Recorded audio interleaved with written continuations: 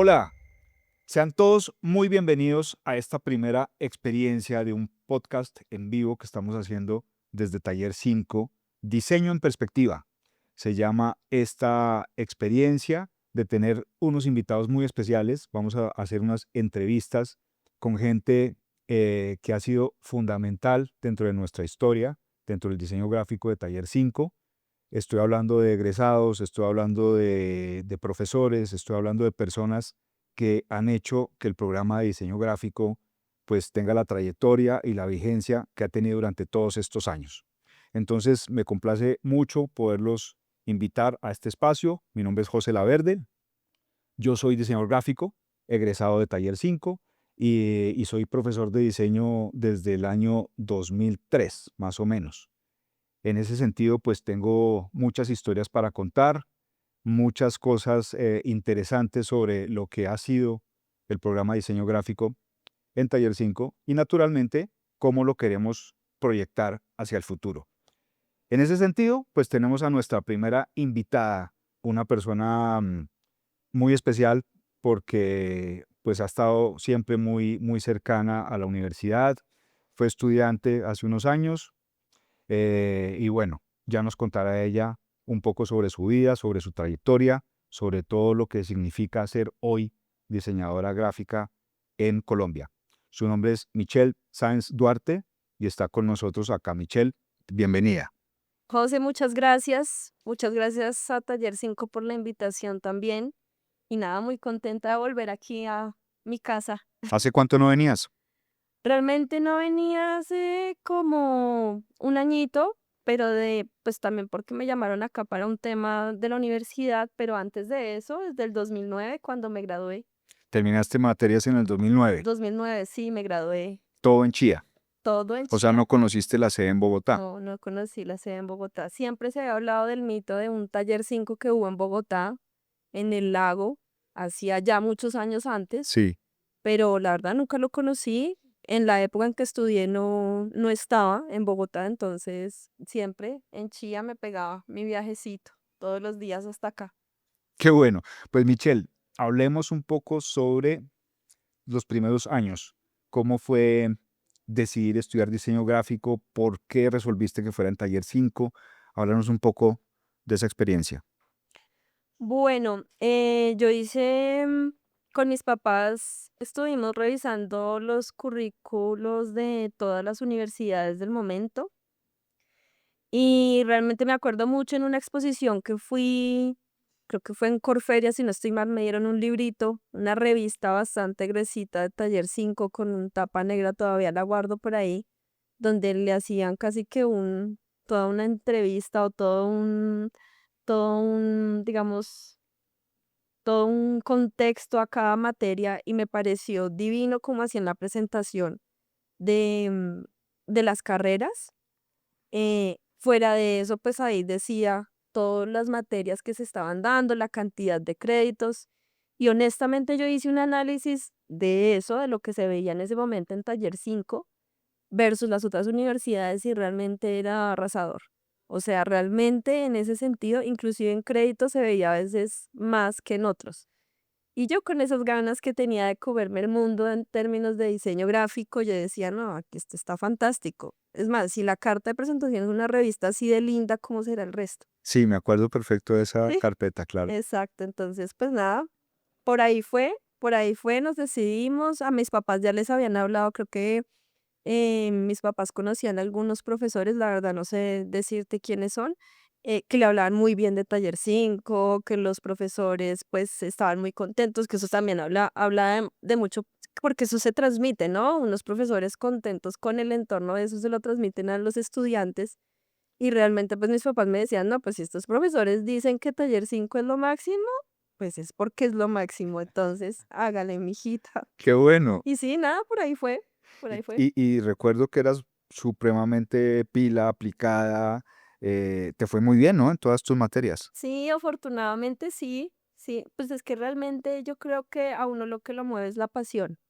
A mí la pasión por el diseño, es decir, mis papás no son, digamos, profesionales, ellos ambos son bachilleres, pero siempre les ha encantado el arte. Ellos tuvieron una galería de arte, tuvieron su marquetería en el lago, y eran súper autodidactas en ese tema y desde chiquita me involucraron con todos los temas del arte y del diseño. Entonces, a mí todo este cuento me empezó a gustar desde muy pequeña.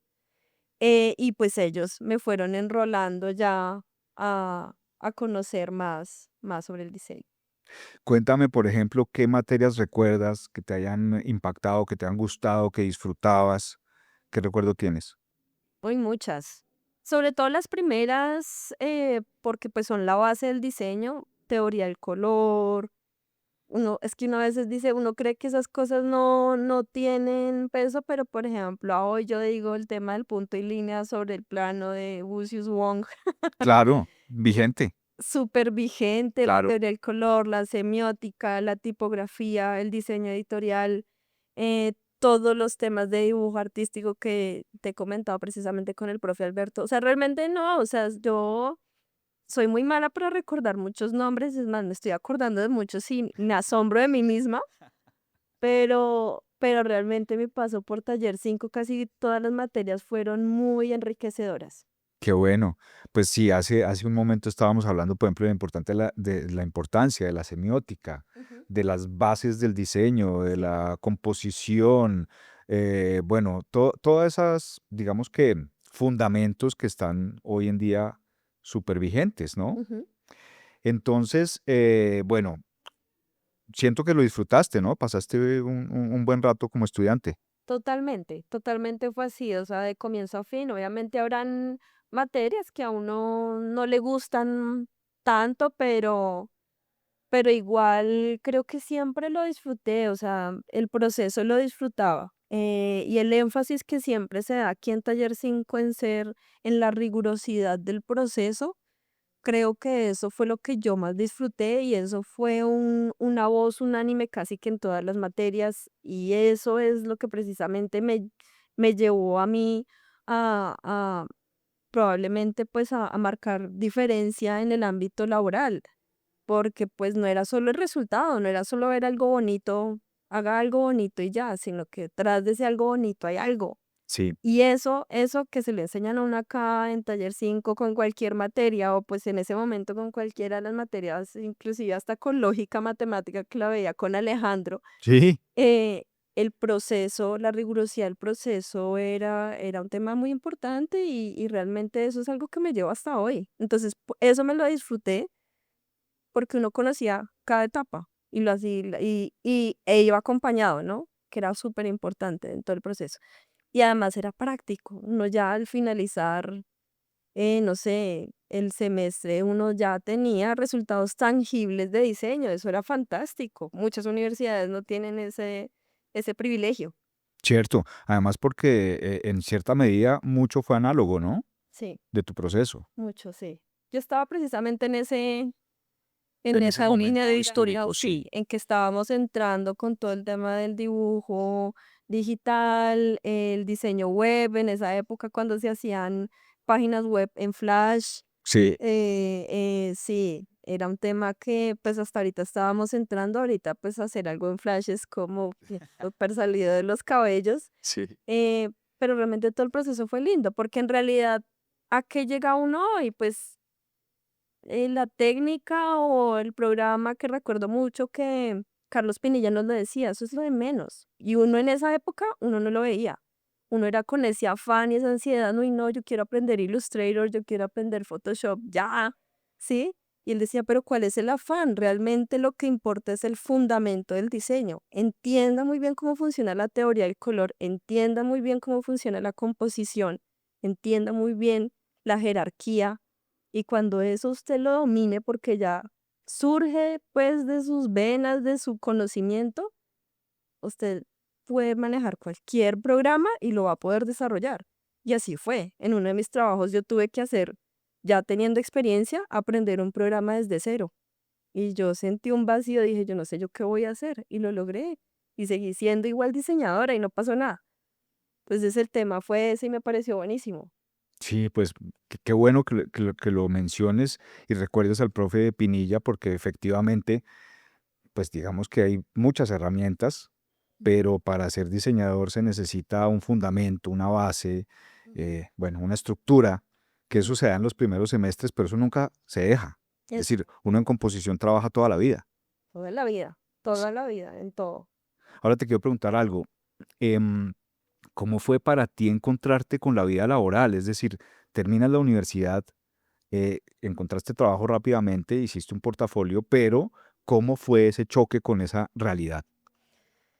Em, yo arranqué un poco de la mano, me apoyaron un poco aquí de la universidad porque pues mis papás siempre me inculcaron el tema de usted empiece desde abajo, usted tiene un objetivo, perdón, tiene un objetivo, tiene una meta, trabaje para ella, piense en ella, siempre tengan presente su sueño, no importa desde donde usted empiece, pero téngala siempre clara.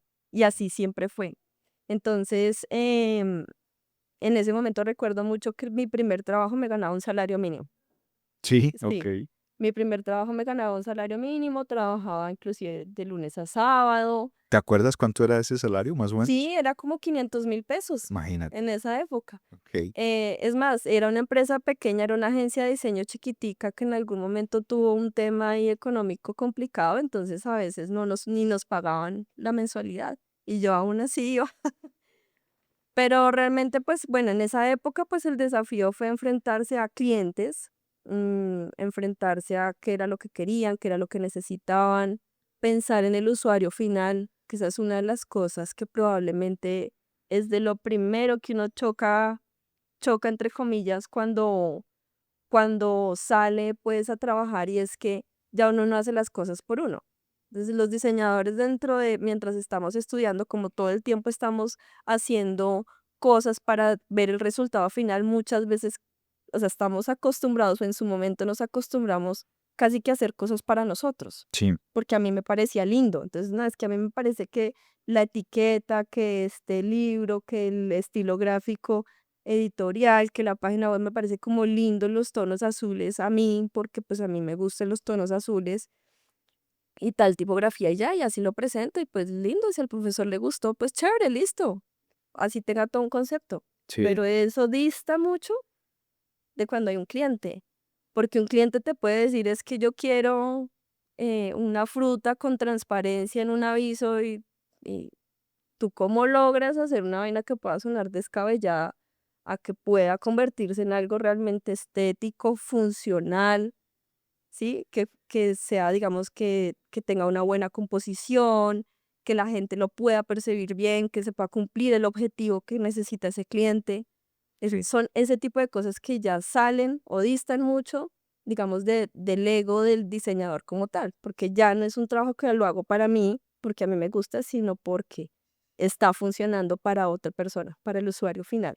Y yo aplico todo lo aprendido en la carrera. Entonces, ese fue como el primero, Ajá. haberme enfrentado como a diseñar en función del cliente final.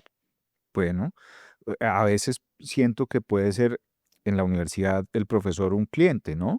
Total. Porque los estudiantes pues hacen proyectos desarrollados para hacerle una entrega pues a un profesor que podría ser un cliente. Sí. Entonces hay como un paralelo ahí interesante. Sí, de hecho, habían profesores que le decían a uno, le daban a uno parámetros, ¿no? Entonces, tiene que usted, digamos, estar dentro de este rango de reglas o cuando se sustente va a haber un jurado, me acuerdo mucho. Sí, Con Víctor Villamizar, por sí, ejemplo, no sé si todavía lo hace, pero él, por ejemplo, el trabajo final de diseño editorial era con jurado. sí, Él de pronto creo que calificaba algo, pero la calificación final la daba gente que pues ya tenía experiencia. sí, Y él muchas veces decía quiénes iban a ser esas personas, entonces ya uno se anticipaba un poquito. Pero fíjate, pues no siempre se daba eso solo como que más que todo se daba hacia el final, pero creo que es más impactante cuando sales en la vida laboral, porque de verdad a veces te puedes chocar con unos clientes que tú dices, "Oh, por Dios, ¿por qué me estás pidiendo esto?" sí, Y lo logras, claro, y te gusta, que es lo más de pronto loco de toda la historia, sí. te gusta el resultado, entonces eso es chévere. Bueno, Michelle, creciste muy rápido laboralmente porque recuerdo que estuviste en el tiempo, ¿no? Ujú. En Axioma también. Sí. Cuéntanos un poco esa experiencia. Bueno, después de eso, yo trabajé en esa agencia de diseño, pero yo no me había graduado, no me había graduado de aquí de Taller 5, entonces yo dije, nada, voy a terminar mi trabajo de grado súper rápido. Me graduó, terminé y pues yo estaba cesante y me puse a mandar hojas de vida. Encontré Axioma, que era diseño editorial. En ese entonces, pues me gustaba bastante diseño editorial y dije, bueno, esto está buenísimo por aquí. Me presenté, entré y fue un trabajo muy bonito, un proyecto muy lindo porque eran más o menos unas 5 revistas de diferentes temas.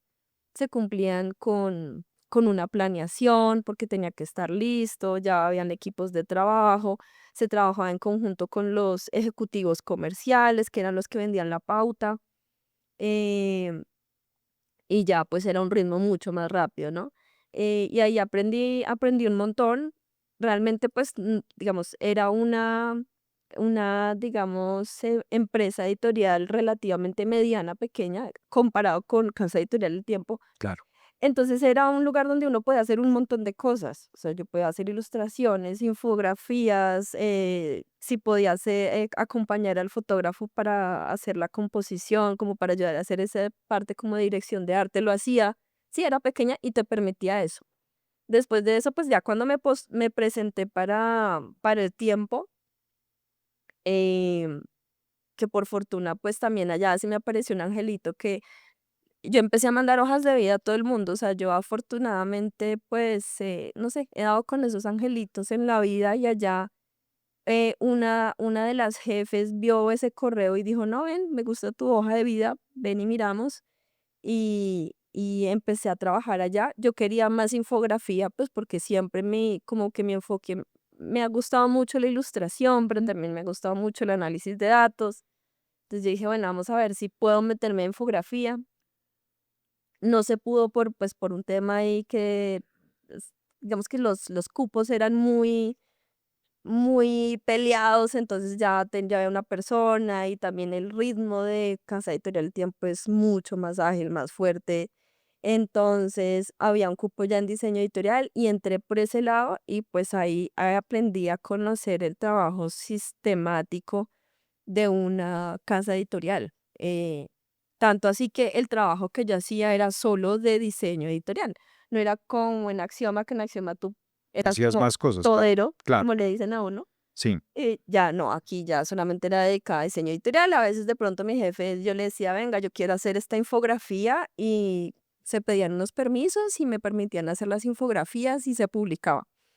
Pero pues eso eran Pero tú podías escoger en cierta medida algún Sí, se tema. podía, lo que pasa es que el ritmo de trabajo o sea, es un diario donde tú arrancas desde por la mañana con unos temas y ya cuando te vas, pues el periódico sale. Claro, y De si eso pasa algo en el mundo, pues, Exacto. o sea, crear una infografía, por ejemplo, Tocaba en el mismo día wow, hacerlo, claro, en horas, de ya para allá. de ya para allá. Entonces eso fue un turbo, lo llamo yo. En su momento lo sufrí un poco. A nivel personal para mí fue muy fuerte, ¿no? Fue muy fuerte en el sentido que yo venía de un ritmo Claro, un poco diferente, sí, sí. lento, sí, trabajar las cosas como suave, como conceptualizar, analizar las imágenes. A veces me pasaba que yo le decía, es que no me fluye, ¿no? Sí, No, sí, no suele decir, es sí, sí, que hoy sí. no amanecí inspirada y no me fluye. Una vez le dije eso a mi jefe en el tiempo, le dije, no, es que no me fluye. Me dijo, es que necesito que te fluya porque tiene que salir hoy. Entonces, ya, sí, tiene toda la razón. Y es una cosa que uno dice, de verdad, la vida laboral a ti te exige una velocidad y, o sea, es como esa otra parte de la estructura académica que uno realmente necesita. O sea, yo lo que aprendí allá en el tiempo en términos, digamos, de experiencia profesional, las velocidades, a poderse uno concentrar en un tema y sacar algo que funcione, que a uno le guste, o sea, se lograba. Bueno, habían cosas que no, probablemente, pero también habían cosas que sí, Trabajo que bajo eran presión. bajo presión total. Y sí, claro, fue fuerte, pero pues también eso ahí quedó. O sea, eso fue una experiencia muy, muy enriquecedora hoy que lo veo. Claro, Siempre, o sea, lo agradezco un montón. Lo agradezco mucho. En su momento de pronto me habrá parecido fuerte, pero en su momento, en este momento, yo soy feliz. soy feliz, creo que no me arrepiento en el segundo de haber pasado por ahí porque pues le agradezco lo que soy, Claro. la estructura también. Muchas veces ocurre que se piensa que los estudiantes recién egresados pues no tienen una experiencia, ¿no? Ujú, Y es lo primero que les piden. ¿Cuál es tu experiencia? Entonces apenas un diseñador dice yo tengo un portafolio, ujú. pero ¿en qué medida, digamos, pues digamos que todo ese portafolio, todos esos trabajos o lo que se pueda hacer de freelance da la posibilidad de llegar a un sitio tan interesante como es trabajar en el tiempo? Pues em, yo creo que es una mezcla de las dos cosas, o sea, definitivamente a uno cuando hace las cosas con pasión y con, digamos, el deber ser, con la estructura, con el contexto que le enseñan a uno, eso se nota, Ujú. sea un trabajo que te hayan pagado por hacerlo, un freelance, Sí, o sea un trabajo de universidad, o sea un trabajo personal. Ay, no es que me dieron ganas de hacer los afiches de la Bienal de Arte para Bogotá, pero no me lo pidieron, lo estoy haciendo yo porque me parece chévere. Yo hacía esas cosas cuando estaba en la universidad. Me parecía como chévere hacer cosas y presentarle por ahí a la gente a ver si de pronto les gustaba. claro, Es digamos como una iniciativa muy, muy mía, porque me gustaba, digamos, yo a veces veía un logo, me parecía de pronto feo y yo decía, voy a rediseñarlo y hacerlo, no tanto presentarle todo, pero decirle, mire, aquí está esto, yo le estoy haciendo este trabajo. Y eso en el momento cuando uno presenta, digamos, el portafolio, eso se nota. sí, Y para mí que yo, digamos, yo en el trabajo actual, a mí hemos tenido, digamos, que entrar a revisar perfiles para que entren personas a trabajar, diseñadores gráficos. Y una de las cosas que nosotros vemos es precisamente eso. No vemos si fue en un trabajo o no, pero sí vemos la rigurosidad y vemos el talento. Y eso se traduce a que si es una persona que de pronto no tenga la experiencia, una experiencia, digamos, de trabajar así, pues, laboral, la va a tener, eso lo va a tomar rápido porque eso es un tema que cualquier persona puede hacerlo. sí, O sea, digamos, entrar al mundo laboral, cualquier persona lo puede hacer, pero no cualquier persona hace un buen diseño, de acuerdo. no cualquier persona conceptualiza bien. Entonces, esa es la diferencia. Ese realmente es la clave que tiene que tener cada persona. Y ese es el temor que se tiene que quitar uno. Ujú. Ese es el miedo porque a veces uno dice, no es que de pronto yo no voy a ser capaz. No sé, a veces uno siempre se hace, es como Juez, sí, su propio juez y lo sí, cree de verdad que uno no es capaz de muchas cosas y no, resulta que sí eres capaz. Resulta que sí vas a poder porque si tú haces las cosas bien, eso se nota. claro. Y la gente Y no. hay que combinar muy bien el talento con la formación. De acuerdo. Tú seguiste formándote, después hiciste una especialización, ¿de Ujú. acuerdo? Una maestría, ¿no? Una maestría, sí. ¿Y cómo fue? Bueno, yo después de eso empecé a hacer como muchos cursos pequeñitos, pero pues ya después del tiempo entré a trabajar al Banco de la República Exactamente. y en el Banco de la República me empecé a, digamos que a hacer una inmersión eh, con perfiles economistas principalmente y pues las personas que me rodeaban que les gustaba los estudios de posgrado. Ujú. Yo te soy honesta, o sea, uno, o por lo menos en su momento, yo no estaba rodeada de personas que les gustara como pensar, bueno, un doctorado en diseño, ¿quién piensa en eso? Una maestría en diseño, ¿quién? Por mucho una especialización, y eso, De acuerdo. prefieren hacer un diplomado de verano en España, qué sé yo, Sí. pero no más. Ujú. Yo estaba así, rodeada, digamos, de ese tipo de perfiles, que no está mal. Pero cuando yo entré al Banco de la República, pues claro, es una entidad del Estado donde también el hecho de que tú estudies eso cuenta, ¿cierto? Por Eso supuesto, suma. claro. Y me encontraba con diseñadores que habían estudiado maestrías, que habían estudiado especializaciones y yo decía, "Ay, bueno, no, mire que esto también es por aquí se puede". Y empecé a indagar, a analizar, me postulé allá para una beca que daban para los empleados, me la negaron como unas 4 veces. Y después, como de ya varios intentos, por fin me la dieron y me hice la maestría en gerencia de la innovación empresarial. Wow. Y claro, la gente va a decir, ¿por qué no te hiciste una maestría en, no sé, en motion graphics, en cualquier otra cosa? Claro, Pues la verdad es que yo me he dado cuenta, o me di cuenta en el Banco de la República, que me gusta mucho, soy muy estructurada, soy muy de procesos, soy muy, me encantan las nuevas tecnologías, me encanta estar a la vanguardia, o sea, más allá de la estructura del diseño también, ya como inmersa en ese ámbito laboral, ya con todo el tema administrativo, sentí en su momento que el diseño se podía traducir a un entorno, digamos, administrativo de innovación, de generar cambios, de generar transformación, ¿cierto? Porque en su momento, ¿qué pasa? Uno entra, estudia diseño y de pronto uno lo ve solo desde lo visual, qué sé yo, diseño gráfico, claro, visual, punto.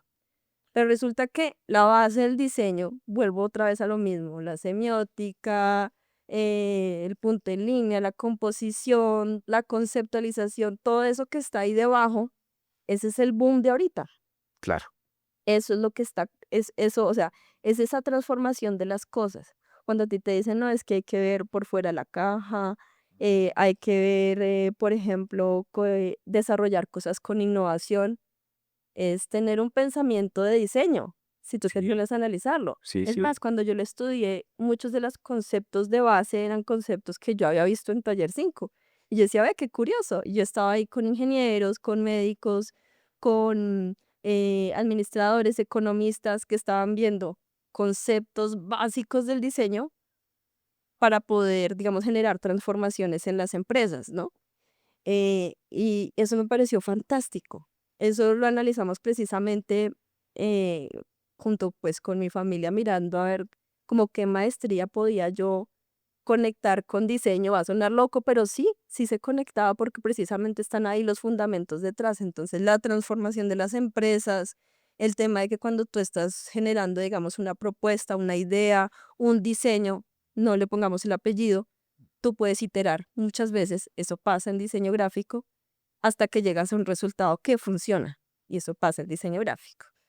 Esa es la innovación en términos empresariales y eso pues fue lo que hice con la maestría, lo cual me ha llevado también un poco a abrir más los ojos, a no quedarme tanto como desde lo visual, sino a entender que el diseño realmente es súper potente ahorita con las nuevas tecnologías. Pues me encanta que lo digas porque nos estás dando una lección muy rica en cuanto a hacernos caer en cuenta que todos esos fundamentos son tan indispensables, ¿no? Ujú, ¿Y cómo ves hoy, digamos, la entrada de nuevas tecnologías? ¿Cómo ves el tema de la inteligencia artificial en diseño?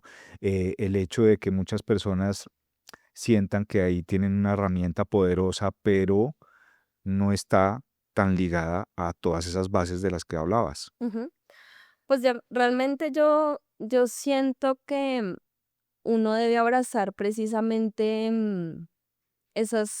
o sea, digamos, esta revolución que está pasando de la inteligencia artificial, uno tiene que abrazarla. El que no lo abraza, pues se queda resguardado y no hace parte. Entonces yo siempre he creído, o sea, parte de, digamos, de haber estudiado innovación me permitió aceptar los cambios de manera tranquila, libre y consciente. Sí. ¿Cierto?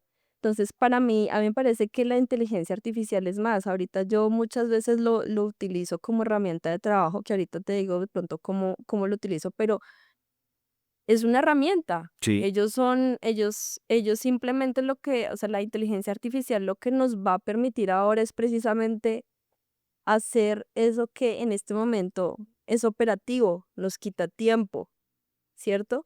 Y el diseñador se puede enfocar a conceptualizar, Ujú. hacer un proceso, digamos, estructural ya más humanizado, que eso es algo que la IA muy probablemente no va a lograr. Nosotros vamos a ser precisamente esos curadores humanos donde vamos a verificar que eso que se genera con la IA sea consecuente, funcione, tenga un diseño concreto. Uno puede actualmente buscar en la IA un montón de información y a veces la IA tiene inconsistencias, o sea, desde lo textual, desde la imagen, un gráfico que tenga su ojo desarrollado se da cuenta de inmediato cuando una imagen es generada por IA. Por supuesto. Eh, Y eso pasa también con los textos, entonces es una herramienta. Ujú. Vuelvo a lo que en algún momento a mí me contaban.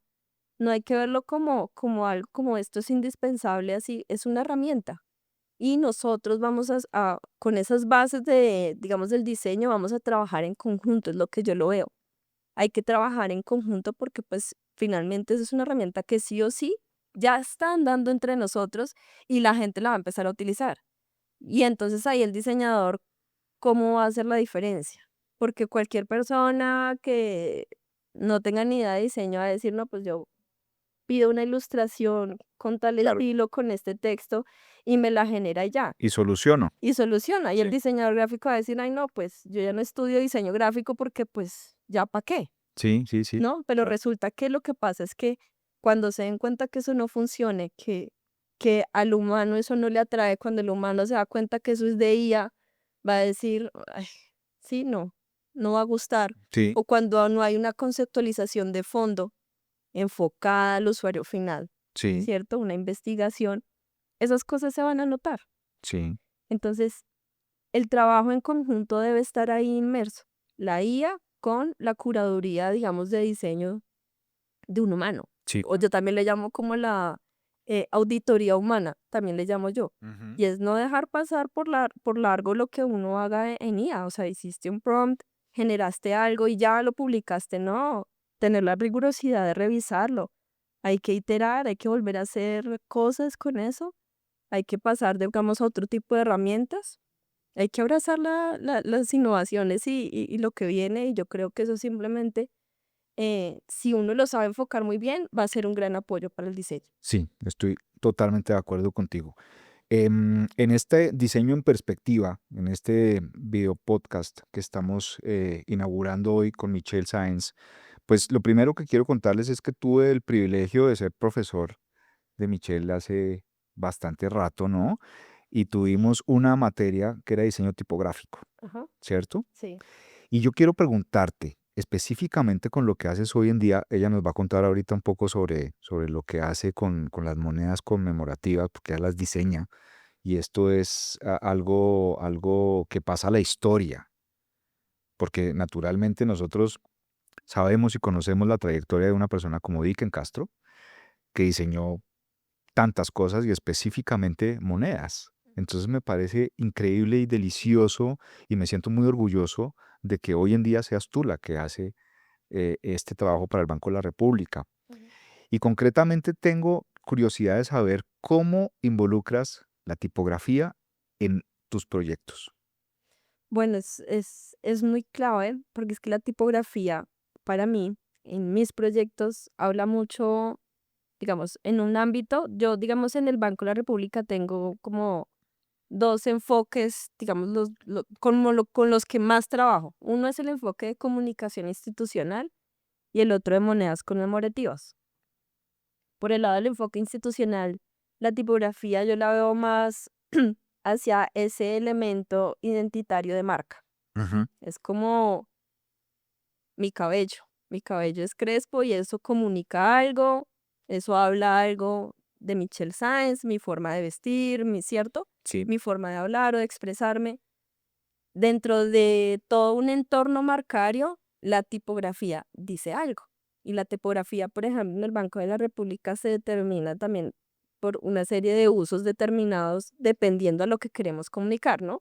Entonces, no, es que queremos que este grupo de elementos sean mucho más formales, tengan digamos, un criterio mucho más corporativo, ¿cierto? Un poco más riguroso. Entonces se utiliza este tipo de letra, por ejemplo, para señalización, tarjetas corporativas, cosas ya que son muy propias de esos elementos que, digamos, ya perduran, digamos que son un poco a largo plazo, que son identitarios de marca y van ligados a los valores corporativos, sí. ¿cierto? Entonces, eso está por un lado, por el lado de marca, y van ligados a los valores corporativos y lo que se busca es que precisamente esa tipografía em, funcione de acuerdo a eso que se quiere comunicar, ¿no?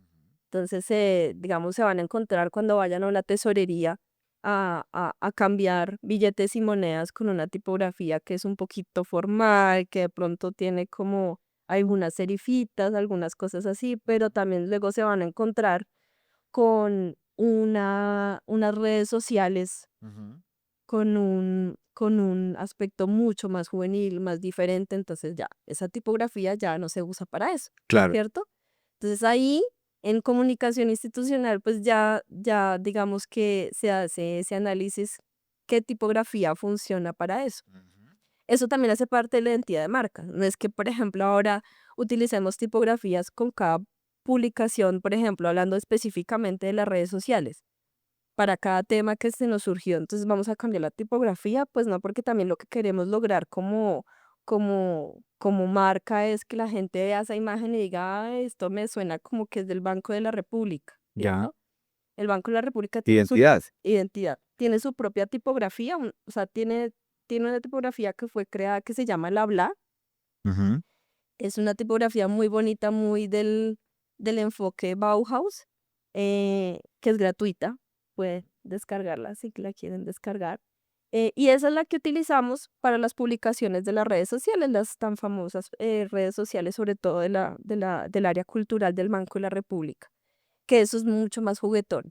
Y también nos permitimos un poco para hacer ciertos énfasis, digamos, en los contenidos, que queremos algo mucho más, digamos, algo manuscrito, porque queremos que la gente sienta como que, o sea, dentro de esa flexibilidad hay más flexibilidad con otro tipo de contenidos, entonces buscamos algo manuscrito y así. Eso en el lado de comunicación institucional.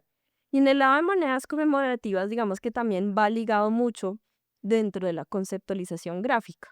En el proceso de diseño de monedas, al comienzo, pues nosotros tenemos una serie de entrevistas con personas que están interesadas, personas de mucho conocimiento, por lo general historiadores, dependiendo del tema en particular, ¿no? Pero por lo general son historiadores con los que hacemos entrevistas y nos empiezan a dar una cantidad de información, inclusive información visual, de recursos visuales, eh, pues como para enriquecer. Estamos haciendo un proceso de investigación, estamos recopilando imágenes y muchas veces dentro de esa recopilación de imágenes, pues uno hace ese análisis tipográfico, que tiene mucha relación en particular por, digamos, la temporalidad de la moneda. Entonces, digamos, es la moneda de los, no sé, me pongo a pensar, los 100 años del Banco de la República. Entonces, bueno, empieza uno a hacer ese análisis. ¿Qué tipografía era más o menos en 1923? ¿Cierto? Wow. Lo estoy hablando desde el proceso, digamos, de conceptualización, ¿no? Uno hace todo ese tipo de investigación, una investigación de tipografía, arquitectura, o sea, Claro. todos los temas como que tienen que ver de historia, todos enfocados obviamente digamos, al enfoque en conmemoración, que eso siempre se hace con una ley, perdón. Se Sí. hace un proyecto de ley, luego sale aprobada la ley y cuando sale aprobada, pues ya ahí arrancamos a hacer todo ese proceso de conceptualización. Y pues uno lo hace pues en función de que se logre conmemorar eso que se está pidiendo en la ley. Claro. Entonces, claro, ahí el trabajo muchas veces puede pasar que el resultado final no implique una tipografía. Ha pasado. Pero en el proceso como tal de bocetación, de conceptualización, sí se hizo un análisis, probablemente se hicieron propuestas que tuvieron que ver tipografías, Sí. y se hace un análisis desde todas las aristas, casi que del diseño, para presentar una propuesta. Pues muy interesante. ¿Y hay algún proyecto específico del que te sientas orgullosa, que tú digas, este es mi proyecto de diseño? Cuéntanos un poco. Pues realmente te comentaba precisamente que a uno la vida lo va encaminando. Esto yo sí lo escuchaba mucho cuando estaba en la universidad, a personas que entrevistaban, hacían conferencias. Les escuchaba mucho esto que voy a decir yo y me parece A ver. cosa, y es que la vida a uno de verdad lo va encaminando, Claro. lo va llevando a uno por esos caminos y te va definiendo muchas veces lo que vas a hacer. Así Yo es. decía, ¿será que es así? Y yo en su momento miraba a esas personas soñando con ser X, Y, Z, no sé, ilustradora, qué sé yo. Em, y ahorita darme cuenta que hago parte de las personas que hacen las monedas conmemorativas, digamos, en este momento ya llevo ya 8 monedas conmemorativas diseñadas. Muy importante. Y eso realmente para mí es mi proyecto más especial y lo digo en general, monedas conmemorativas, porque es que realmente el trabajo que se hace tras eso es un trabajo Claro. muy riguroso, o sea, eso no, digamos, no es algo que salga de la noche a la mañana. No, de acuerdo, de Es, acuerdo. es un proceso de mucha investigación, Ujú. entrevistas, análisis de imágenes, digamos, el aspecto legal, revisar que efectivamente las imágenes tengan derechos de uso o no, si hay que pedir licencias, si no, la composición que funcione, que finalmente cuando uno lo vaya a presentar, pues también cumpla con todos los criterios legales, ¿no? Sí, Porque eso es importante. Y después de eso, pues ya cuando sale en circulación, ya es un material tangible que ya que ya permea en la sociedad, que ya queda ahí, claro. digamos, Y las ves, plasmado. además, las ves en Aquí, diferentes sitios. de hecho, Es aquí muy traje interesante. para que vieras las dos últimas que Wow. conmemorativas, pues las conmemorativas, obviamente, como su nombre lo Después se las dice, mostramos a cámara. sí, Qué belleza. como su nombre lo dice, pues por ser conmemorativas, sacan un número limitado. Carriel antioqueño. Ajá. Bueno, es que esto es de una belleza y de un gusto por el diseño impresionante. Ya ustedes tendrán oportunidad de poderlas ver en detalle, porque es que lo que más me impacta de este tipo de diseños es que es completamente trascendental. O sea, esto va a quedar en la historia de este país por siempre y tu Sí, nombre va a estar ahí por siempre. sí. Entonces, eso es maravilloso. Em, ¿Cómo funciona hoy en día para ti el rol de estar en el cargo en el que estás? ¿Cómo lo combinas con el hecho de que eres mamá, ¿no? Que eres diseñadora, que, bueno, estás como cumpliendo diferentes facetas hoy en tu vida. Ujú. Pues el rol de mamá es otro trabajo, además, ¿no?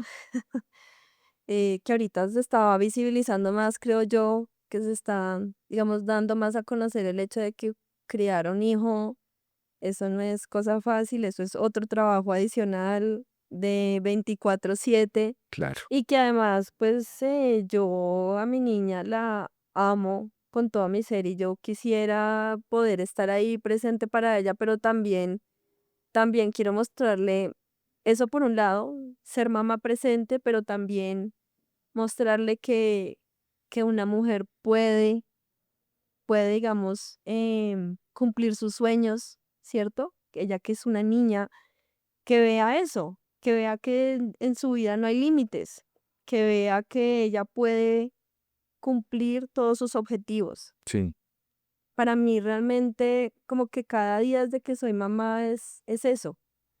Y es más duro, obviamente, poder tratar de equilibrar esas dos vidas, ¿no? Tratar de ser mamá presente y trabajar de todas maneras y hacer, digamos, por ejemplo, todo un diseño de una moneda que tiene su trabajo, que se toma su tiempo, pero yo digo, pues al final el resultado, pues ella se va a dar cuenta de esas cosas y eso es lo que le quiero dejar, digamos, a ella, es ese legado de que ella puede lograr las cosas, de que haga lo que haga mientras lo haga. Vuelvo a lo que en algún momento te dije al comienzo de esta charla, cuando uno hace las cosas bien, sí, eso se claro, nota, claro que sí. y eso habla por sí solo. Entonces, pues nada, que eso es lo que le quiero dejar a mi niña. Qué bueno. Eso me da pie para hacerte una pregunta ya para ir redondeando esta entrevista que ha sido deliciosa tenerte aquí y poder conversar sobre este diseño en perspectiva.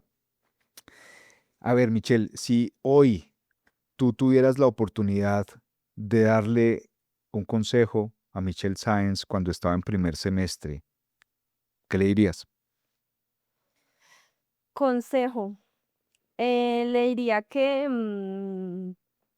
abrace todas las adversidades, em, que no se angustie tanto, no se estrese tanto, no se estrese tanto, porque pues lo que ella está haciendo lo está haciendo bien.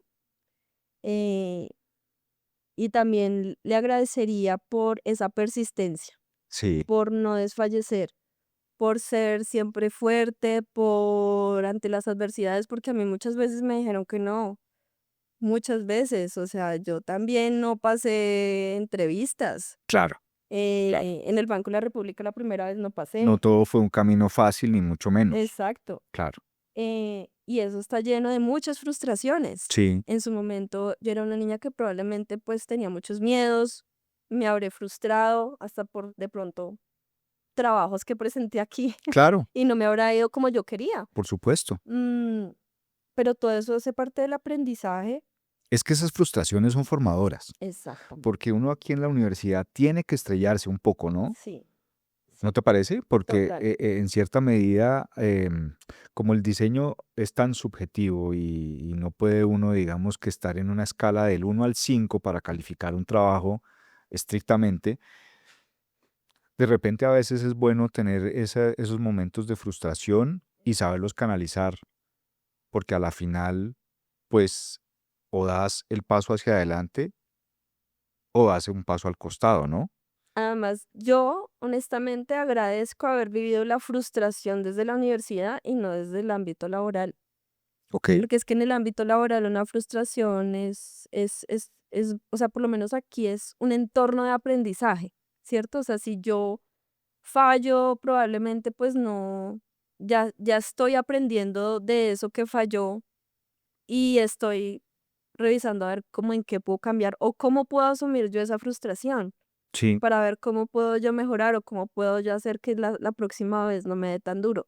Pero ya en un entorno laboral me parece a mí que es mucho más fuerte porque pues, o sea, nada, tiene que ver directamente con que tú es tu sustento de vida, ¿no? Y entonces te va a pegar más duro. Entonces, si estás acostumbrado de pronto en una universidad donde no te dicen nada, todo es lindo, pero llegaste a un entorno laboral donde tuviste un jefe que te dijo eso no funcionó, tuviste un cliente donde dijo no me gusta nada lo que usted acaba de hacer o no, no le pago eso o le pago la mitad porque no me gustó, muy importante. pues cómo lo vas a aprender a manejar si en la universidad nunca estuviste enfrentado a la frustración por un trabajo que no estuvo bien hecho? Lo del tema subjetivo me parece súper clave porque eso a veces lo que a uno le puede parecer que funciona, resulta que al cliente no le funciona. Entonces es perfecto que a un profesor no le funcione mientras estén los criterios, digamos, de evaluación claros. Si no funciona dentro de los criterios de evaluación claros, pues listo. Sí, ¿Qué tengo que hacer para que la próxima vez eso cumpla? Y el día que yo me enfrente a un entorno laboral, por ejemplo, a mí me pasa, vuelvo un poco al tema de las monedas, me pasa que a veces yo he presentado propuestas y me dicen, no, no, eso no. Y yo puedo considerar que es la cosa más hermosa de este sí, sí, sí, planeta, sí, sí, te que entiendo. funciona, que es divino, que es lo que sea, y no gusta, o no funciona, o dicen, no, esto no puede salir así. Y son estrelladas duras, pero eso me permite, es, ok, escuchemos un poco, porque no funciona. Ese es el tema, no quedarme ahí de pronto como triste. Escuchemos por qué no funciona. Ah, ok, es que, o cómo lo ve usted desde su perspectiva. No es que a mí me parece que este color no por tal cosa, o bueno, no sé, tantas cosas que pueden funcionar dentro de un resultado, pero la escucha yo creo que nos permite poder mejorar cada vez más y convertir ese tipo de inconvenientes o frustraciones en cosas muy positivas para los resultados. Y eso se nota ya después cuando uno tiene experiencia. Esas frustraciones hacen parte de la experiencia. Cuando uno le dicen que si tiene experiencia en tal cosa es porque ya ha vivido ciertas Claro, frustraciones claro. sumaditas. De acuerdo, de Sí, sí, acuerdo. sí. Muy interesante esto que nos cuentas.